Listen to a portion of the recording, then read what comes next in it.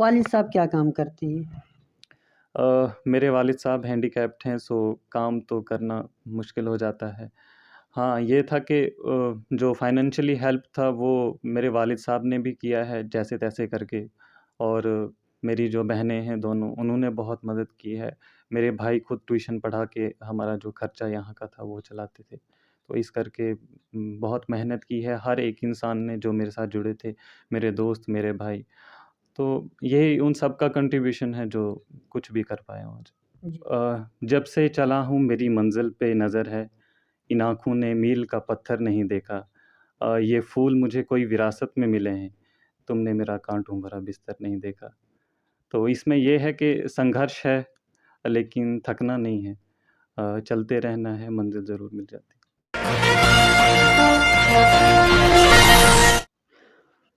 आप सभी का स्वागत है जेके दास्तान में और मैं हूँ आपके साथ बिलाल बिस्सी आपकी खिदमत में हाजिर। उकाबी रूह जब बेदार होती है जवानों में, उकाबी रूह जब बेदार होती है नौजवानों में, नज़र आती है उनको मंजिल अपनी आसमानों में। इस वक्त मेरे साथ ईश्वर देव जी हैं जो चिल्ली पिंगल से ताल्लुक़ रखते हैं। जब चिल्ली का नाम लिया जाता है तो शायद आज भी वो पहाड़ी याद आते हैं जहाँ पर हम पैदल चलकर स्कूल जाया करते थे और स्कूल भी किसी पहाड़ी पर हुआ करता है। और हमारे इलाके की अगर बात की जाए तो हाल ही में जो है राब्ता सड़क जो है बने हुए हैं। चलिए हम आज ईश्वर देव जी से बात करेंगे। कल की डेट में जो result Jammu Kashmir administrative service का जो है निकाला गया है, उनमें जो है इनका भी नाम है। ईश्वर देव जो है अब JKAS कहलाएंगे। सबसे पहले आपका स्वागत है। Thank you. जी, सबसे पहले आपको मुबारक है। और आज जो आपने ये एग्ज़ाम पास किया है, सबसे पहले इस पैगाम को आप तक किसने पहुंचाया? पहले तो आपका बहुत शुक्रिया, आप यहाँ पे आए। ये कोई करीबन 12 बजे का वक़्त था। तब तक पता नहीं था कि क्या होने वाला है। तो कोई 12:15 के करीब मेरे को कॉल आती है, मेरी दोस्त जिनका नाम बुशरा चौहान है। तो उन्होंने कॉल की कि पहले से ही वो मेरे को इस नाम से बुलाया करते थे, DSP साहब। तो तब भी उन्होंने वही बोला, लेकिन तब मैं इसमें था कि मुझे यकीन नहीं हुआ। फिर उन्होंने जब रैंक और नंबर बताए तो तब थोड़ा चौंक गया कि सच में ऐसा हो गया है शायद। फिर उसी वक़्त खुद का नाम देखा तो यकीन नहीं हुआ काफ़ी समय तक, लेकिन अभी लगता है। जी, अभी आपको लगता है कि हम जो है अब JKAS हैं। जी, जी। जी, तो आपने जो है JKAS एग्ज़ाम क्वालिफ़ाई करके जो है फर्स्ट रेफ़रेंस किस डिपार्टमेंट को दिया है? जैसा कि मेरा नाम आपने बताया, मेरा नाम ईश्वर देव है, सन ऑफ कुलवंत सिंह।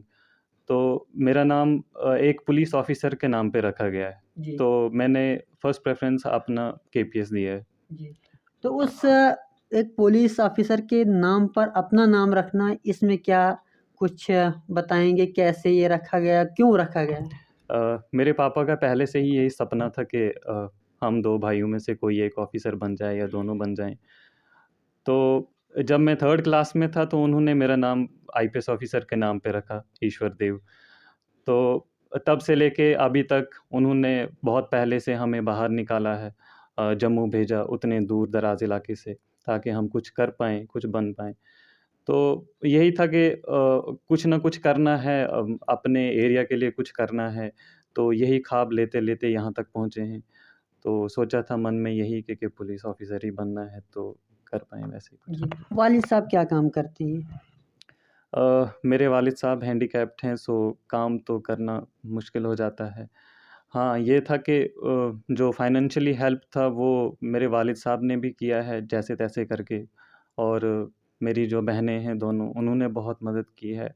मेरे भाई खुद ट्यूशन पढ़ा के हमारा जो खर्चा यहाँ का था वो चलाते थे। तो इस करके बहुत मेहनत की है हर एक इंसान ने जो मेरे साथ जुड़े थे, मेरे दोस्त, मेरे भाई। तो यही उन सब का कंट्रीब्यूशन है जो कुछ भी कर पाए हूँ आज।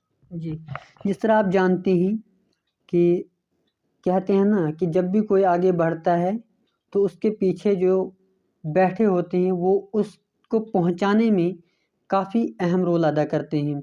इसी तरह इनके वालिद, इनकी बहन, भाई या वालिदा जो हैं, इनके लिए कितनी मुश्किलात का सामना करने के बाद जो इनको यहाँ तक पहुँचाया, वो इनकी ज़ुबानी जो आपने सुना और अंदाज़ा भी किया होगा। अभी मैं जो है आपके आस-पास जो ये यहाँ पर लिखा हुआ देख रहा हूँ, जैसे रा का ऑफ़िस है, इस पर क्या कहना चाहेंगे? ये आखिर क्यों लगाए गए हैं? ये आपने क्या स्टडी मटेरियल इतना लगाया है? देखें सर, जब आप जहाँ पे रहते हैं तो अ, आपकी एक प्रायोरिटी होती है, आपको क्या करना है। तो जब भी मैं सुबह उठता हूँ तो ये सब चीज़ें देख के लगता है कि मैं किस लिए यहाँ पे आया हूँ। जी। तो सुबह उठ के हर एक नई चीज़ देखना जो आपने पढ़ी है, तो वो आपको याद दिलाती है कि हाँ, क्या चल रहा है आपके आस-पास में। तो इससे एक मोटिवेशन खुद को मिलती है, क्योंकि हमें कोई इंस्पायर करने वाला नहीं था हमारे बैकग्राउंड में जो हमें कंटिन्यूअसली सपोर्ट करे या बताए कैसे क्या करना है। तो खुद से ही ये एक मोटिवेशन बना के रखा था कि हाँ, इस पे ही लगा के अगर रखेंगे तो कुछ यानी बन कि पाएगा।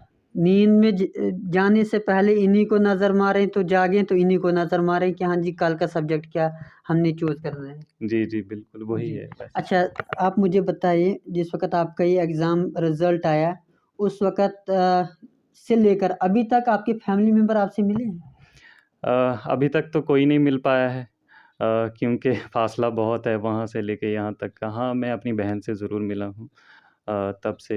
अब जब मिलेंगे तो एक नई शुरुआत होगी तब से फिर। तो फ़िलहाल अभी तक तो नहीं मिल पाया। यानी कि आप भी अभी जम्मू में रेंट पे ही रहते हैं? हाँ, बहुत पहले से जब मैं 8th क्लास में था तब से लेके अभी तक रेंट पे ही रह रहा हूँ। इसी रूम के अंदर स्टडी सारा कुछ वग़ैरह? जी, बिल्कुल, बस यहीं पे है। यही मेरा घर है और यही मंदिर भी है। जी, यानी कि इंसान जहाँ पर रहता है और अभी जो है ये इस रूम में जो है क्या कहते हैं, स्टूडेंट बैठे हुए थे और यहीं से जो है इसी रूम के अंदर जो है ये एक केएस ऑफ़िसर बन गए। और आपको मालूम होगा कि स्टूडेंट लाइफ़ अगर सबसे टफ़ लाइफ़ अगर है तो वो स्टूडेंट लाइफ़ है। अच्छा, कितना मुश्किल रहता है इस एग्ज़ाम को क्वालीफ़ाई करने के लिए? अ, हर एक इंसान के मुताबिक है, उसको कितना एफ़र्ट लगाना पड़ता है, हर एक इंसान की अपनी जर्नी होती है। आप देखेंगे कि जो अभी 187 बच्चे निकले हैं, हर एक ने कहीं न कहीं ज़िंदगी के किसी मोड़ पे संघर्ष किया है। मेरा भी था, लेकिन जब आपने आपको कोई बताने वाला नहीं है, एस्पेशली आपने कोचिंग नहीं की है या कोई गाइड करने वाला नहीं है, तो तब आपको बहुत मेहनत करनी पड़ती है। मैंने अपनी स्ट्रीम 12th से चेंज की जब मैं ग्रेजुएशन में आया, बहुत पहले से ख़्वाब था। तो स एक स्क्रैच से आप बता सकते हैं वहाँ से मैंने शुरू किया है।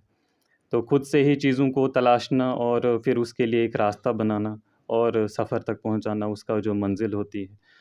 तो बहुत मुश्किल रहा मेरे लिए। सुबह बहुत सवेरे उठ जाना 5-6 बजे और रात को 10-11 बजे वापस आना, मैं लाइब्रेरी जाया करता था। तो खुद से खाना बनाना, खुद अपने काम करना, सारा वो रहना, अपना खुद से ध्यान रखना। हाँ, आपके माँ-बाप, भाई-बहन जो होते हैं आपको मेंटली सपोर्ट करते हैं, फाइनेंशियली सपोर्ट करते हैं, लेकिन खुद से खुद हर एक चीज़ मैनेज करना वो थोड़ा मुश्किल हो जाता है। तो यही रहा, फिर पढ़ाई भी साथ में की और जो कुछ अपने कपड़े धोना, खाना बनाना वो सब कुछ खुद से ही किया। फ़ेवरेट सब्जेक्ट आपका कौन-सा रहा इस पूरे स्टडी लाइफ़ में? ऐसे मेरे सब्जेक्ट इकोनॉमिक्स और हिस्ट्री था ग्रेजुएशन में, लेकिन मुझे उर्दू पढ़ना बहुत अच्छा लगता है। तो कैसे एग्ज़ाम में भी उर्दू ही आपने रखा था? जी, जी, मेरा ऑप्शनल उर्दू था। जी, जी। तो उर्दू के हवाले से अगर हम बात करें तो हाँ, मुझे ईश्वर जी, मैं आपसे एक बात ज़रूर कहना चाहूँगा और पूछना भी चाहूँगा। हाल ही में जो है कंट्रोवर्सी पैदा होती है उर्दू पर कि उर्दू को जो है मुस्लिम सब्जेक्ट करार दिया जाता है। लेकिन ईश्वर जी जो है हमारे भाई हैं, इन्होंने जो है उर्दू रखा है और वो भी जो है केएस एग्ज़ामिनेशन के लिए।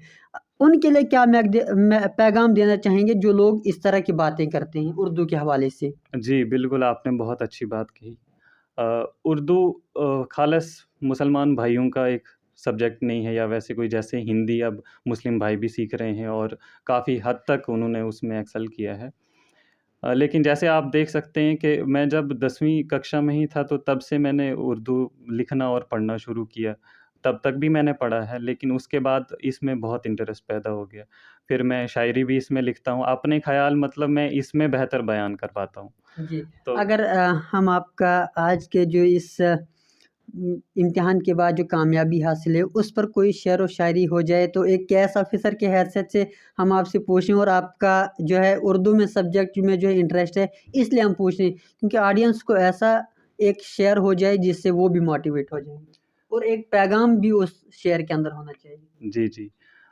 वो बशीर बद्र साहब का एक शेर है कि जब से चला हूँ मेरी मंज़िल पे नज़र है, इन आँखों ने मील का पत्थर नहीं देखा। ये फूल मुझे कोई विरासत में मिले हैं, तुमने मेरा काँटों भरा बिस्तर नहीं देखा। तो इसमें ये है कि संघर्ष है, लेकिन थकना नहीं है। चलते रहना है, मंज़िल ज़रूर मिल जाती। बिल्कुल, हारने वालों की कभी मंजिल नहीं मिलती, और जिन्होंने ठान ली हो कि मंजिल तक पहुंच जाना है वो हार के बावजूद भी जो है उस मंजिल को पार करने का इरादा पुख्ता कर लेते हैं।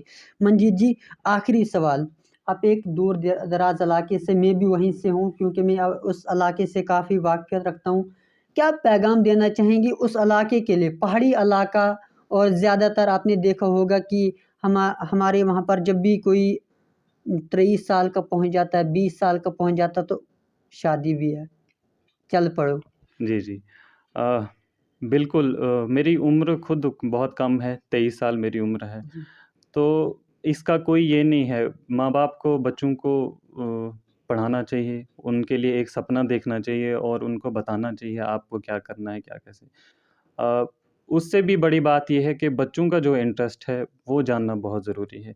फ़ोर्सफुली उनको कोई चीज़ करने के लिए ना कहें, बच्चे क्या करना चाहते हैं, वो बहुत ज़रूरी है। मेरे वालिद साहब ने ख्वाब देखा था, लेकिन मेरा भी वो ख्वाब बन गया था और मुझे इसके अलावा कुछ नहीं करना था। मैंने सिर्फ़ ग्रेजुएशन की है और मेरी ग्रेजुएशन दिसंबर 2020 में हुई। उसके बाद मैं कुछ नहीं कर रहा हूँ, बस यही कर रहा हूँ। तो उनके लिए मेरा यही पैगाम है कि आज फ़ोन हर जगह अवेलेबल है। आप चिल्ली में बैठ के भी या फिर उससे पीछे कहीं इलाका है, वहाँ बैठ के भी पढ़ाई कर सकते हैं। लेकिन वो जो आपके अंदर आपका इंसान है, उसको जगाना बहुत ज़रूरी है।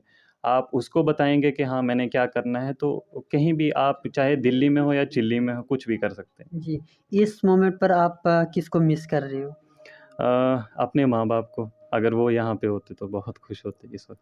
जी, तो जिस तरह आप जानते हैं कि चिल्ली जो है वो जम्मू व कश्मीर का आखिरी गाँव जो है माना जाता है, और ईश्वर जी जो है वहीं चिल्ली से हैं। अभी इनके वालिदैन जो हैं इनके साथ मुलाकात नहीं किए हुए हैं। अब जो है जिस वक़्त वो यहाँ पर पहुँचेंगे तो यहाँ की रौनक जो है वो चार चाँद लग जाएगी। बने रहें जे के दास्तान के साथ। अगर आपके पास भी कोई ऐसा कैंडिडेट हो जिसने क्वालीफ़ाई किया हो, कमेंट सेक्शन के अंदर बताएँ, हम भी उन तक ज़रूर पहुँचेंगे। बने रहें जे के दास्तान के साथ। बिलाल जम्मू से।